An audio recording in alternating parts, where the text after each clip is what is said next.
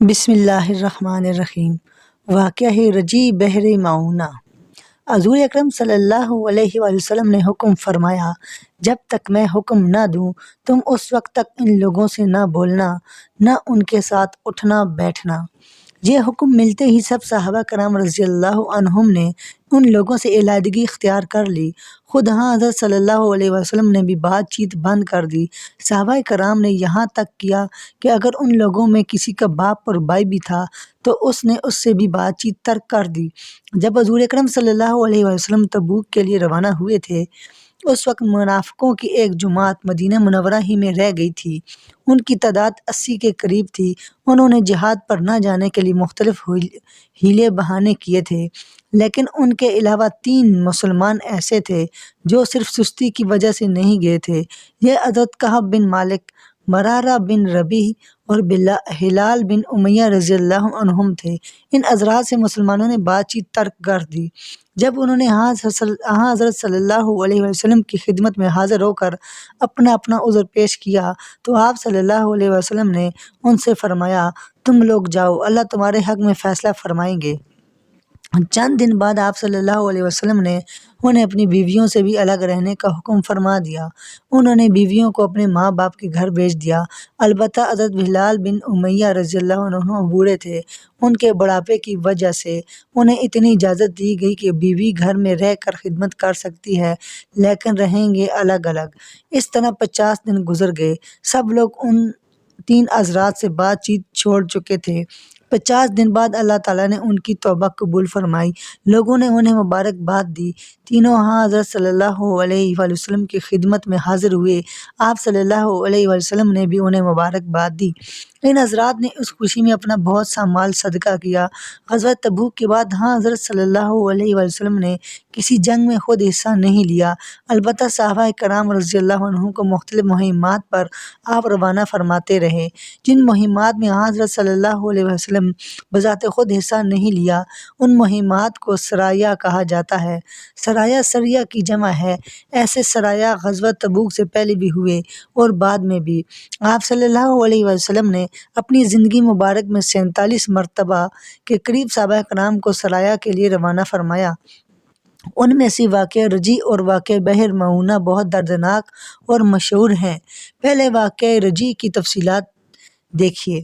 قبیلہ عزل اور قبیلہ کارا کا ایک گروہ حضرت صلی اللہ علیہ وسلم کی خدمت میں حاضر ہوا۔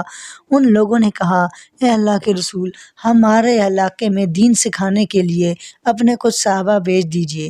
رسول اللہ صلی اللہ علیہ وسلم نے اپنے 6 صحابہ کو ان کے ساتھ بھیج دیا۔ ان کے نام یہ ہیں: مرثد بن ابو مرثد غنوی، خالد بن بکیر لیثی، عاصم بن ثابت بن ابو الفلاح، حبیب بن عدی، زید بن دثنہ اور عبداللہ بن طارق رضی اللہ عنہم۔ حضور اکرم صلی اللہ علیہ وسلم نے مرثد بن ابو مرثد کو ان پر امیر مقرر فرمایا۔ وہ ان لوگوں کے ساتھ روانہ ہو گئے۔ آخر یہ لوگ رجیع کے مقام پر پہنچے۔ رجیع حجاز کے ایک ضلع میں واقع تھا۔ یہاں پہنچ کر قبیلہ عزل اور کارا کے لوگوں نے قبیلہ عزیل کو آواز دی۔ قبیلہ عزیل کے لوگ فوراً آ گئے، گویا سازش پہلے ہی تیار کر لی گئی تھی۔ یہ لوگ انہیں سازش کے تحت لائے تھے۔ قبیلہ عزیل کے لوگوں کی تعداد 100 کے قریب تھی۔ ان لوگوں نے ان صحابہ کو گھیر لیا۔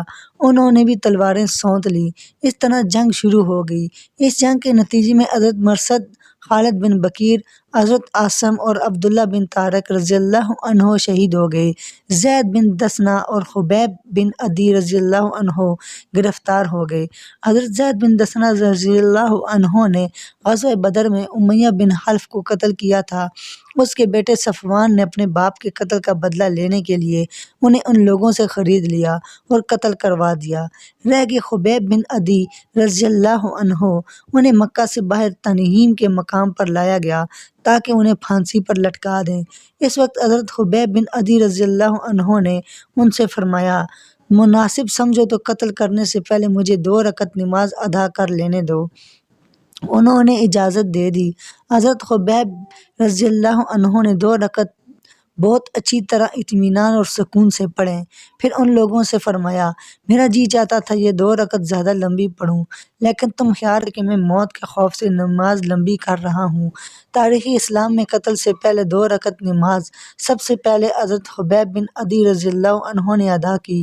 اس کے بعد پھانسی کے تختے پر کھڑا کیا گیا اور اچھی طرح باندھا گیا۔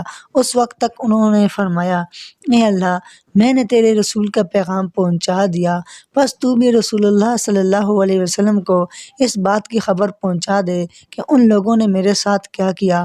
اس کے بعد یہ دعا پڑھی، اے اللہ ان کفار کو گن لے اور انہیں الگ الگ کر کے قتل کر اور ان میں سے ایک بھی نہ چھوڑ۔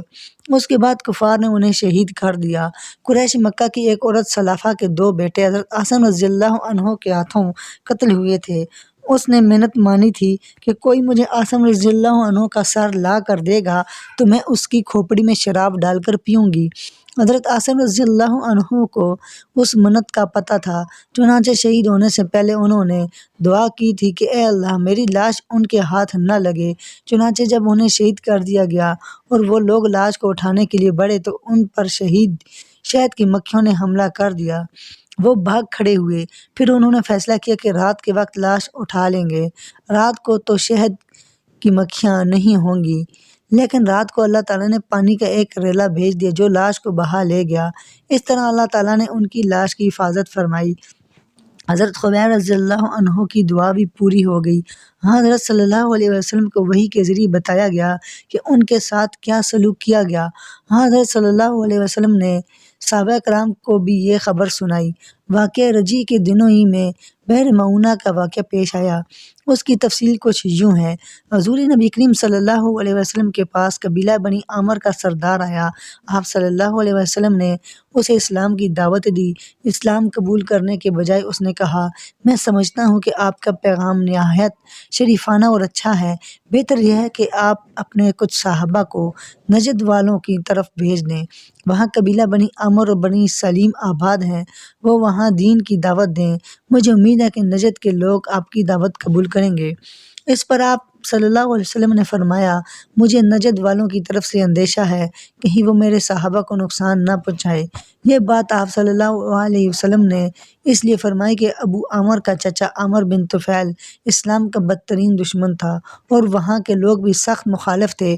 آپ کی بات سن کر ابو عامر نے کہا آپ کے صحابہ میری پناہ میں ہوں گے، میری ذمہ داری میں ہوں گے۔ آپ صلی اللہ علیہ وسلم نے اس سے وعدہ کر لیا۔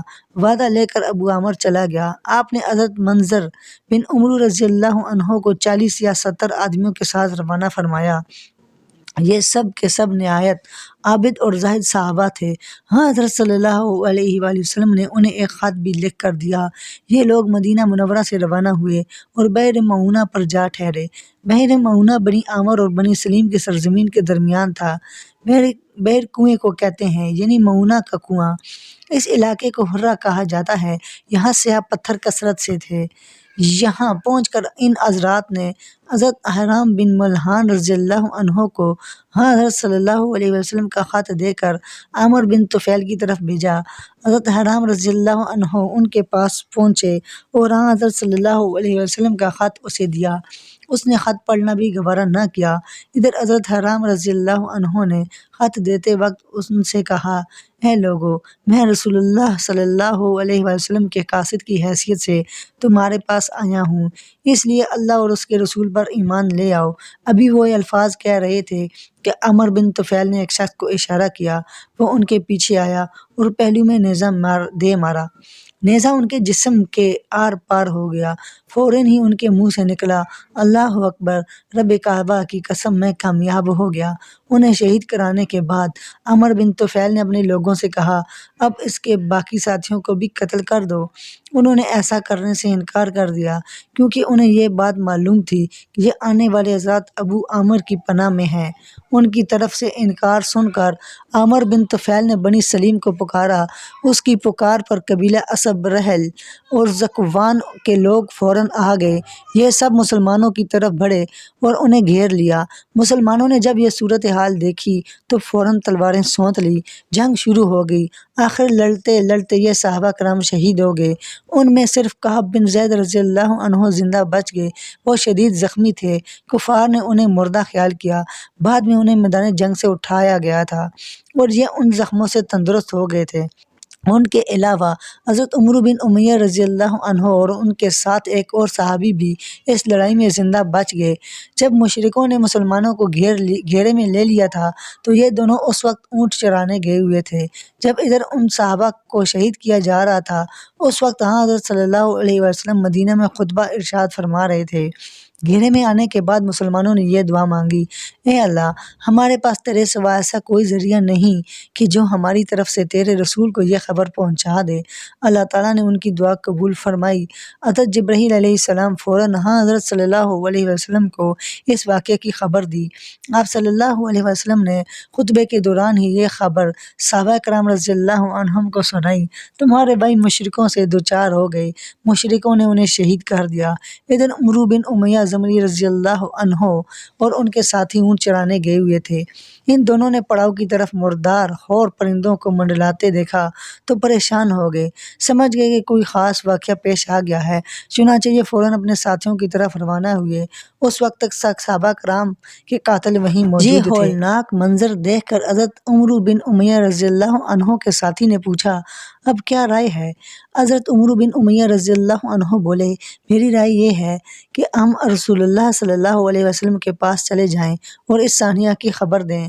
اس پر ان کے ساتھی نے فرمایا، مگر جس جگہ منظر بن عمرو رضی اللہ عنہ جیسا آدمی شہید ہو چکا ہے میں وہاں سے اپنی جان بچا کر نہیں جاؤں گا۔ اچھی بات ہے، میں بھی تیار ہوں۔ اب دونوں نے تلواریں سونت لی، دشمن کو للکارا اور ان سے جنگ شروع کر دی۔ آخرکار حضرت عمرو بن امیہ رضی اللہ عنہ گرفتار ہو گئے، جبکہ ان کے ساتھی صحابی شہید ہو گئے۔ عامر بن طفیل کی ماں نے ایک غلام آزاد کرنے کی منت مان رکھی تھی۔ اس نے اپنی ماں کی منت پوری کرنے کی خاطر عمرو بن امیہ رضی اللہ عنہ کو آزاد کر دیا۔ یہ حضرت صلی اللہ علیہ وسلم کی خدمت میں حاضر ہوئے اور سارا واقعہ سنایا۔ آپ صلی اللہ علیہ وسلم کو بہت رنج ہوا، سارے صحابہ غمگین ہو گئے۔ اس کے بعد حضرت صلی اللہ علیہ وسلم نے عامر بن طفیل کے لیے بد دعا کی۔ بد دعا کے نتیجے میں وہ طاعون کے مرض میں مبتلا ہو کر ہلاک ہو گیا۔ بحر معونہ کی لڑائی کی خاص بات یہ ہے کہ ان شہید ہونے والے صحابہ میں حضرت عامر بن فہیرہ رضی اللہ عنہ بھی تھے۔ جب یہ شہید ہوئے تو اللہ تعالیٰ نے ان کی ناش کو اوپر اٹھا لیا، ان کی لاش پھر زمین پر اتار دی گئی۔ انہیں قتل ہونے والوں میں تلاش کیا گیا لیکن ان کی لاش نہ ملی۔ یہ بات سن کر حضرت صلی اللہ علیہ وسلم نے فرمایا، عامر بن فہیرہ کی لاش کو فرشتوں نے دفن کیا ہے۔ حضرت صلی اللہ علیہ وسلم کو اس واقعے سے اتنا صدمہ ہوا تھا کہ مسلسل 1 ماہ تک صبح کی نماز میں دعائے قنوت نازلہ پڑھتے رہے اور بحر معونہ پر شہید کیے جانے والے صحابہ کے قاتلوں کے حق میں بد دعا کرتے رہے۔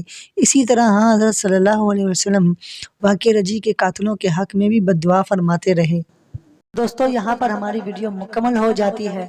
ہم نے جو پڑھا اور آپ دوستوں نے جو سنا، اللہ تعالیٰ اس کو قبول فرمائے۔ اور آپ دوستوں سے یہی کہوں گا کہ آپ اس کو لازمی شیئر کیا کریں ہماری ویڈیو کو، تاکہ آپ کو بھی اس کا ثواب مل سکے اور جتنے دوست دیکھیں گے ان کو بھی ثواب مل سکے۔ اور جتنے بھی دوست ہمارے ساتھ منسلک ہو رہے ہیں، اگر وہ یوٹیوب پر ہمارے اس ویڈیو کو دیکھ رہے ہیں تو ہمارے چینل کو سبسکرائب کریں، ساتھ ہی بیل آئیکن کو دبائیں اور آل نوٹیفیکیشن پر کلک کریں۔ اگر فیس بک پیج پر دیکھ رہے ہیں تو اس فیس بک پیج کو فالو کریں اور وہاں سے اپنے دوستوں کے ساتھ شیئر کیا کریں، تاکہ آپ کو اس کا مکمل پورا ثواب مل سکے۔ تو انشاءاللہ ملیں گے اگلی ویڈیو میں، تو آپ انتظار کیجیے۔ اپنا خیال رکھیے گا اور آپ سے اجازت چاہتے ہیں۔ اللہ حافظ۔ اللہم صلی علی محمد عبدک ورسولک وصلی علی المؤمنین والمؤمنات والمسلمین والمسلمات۔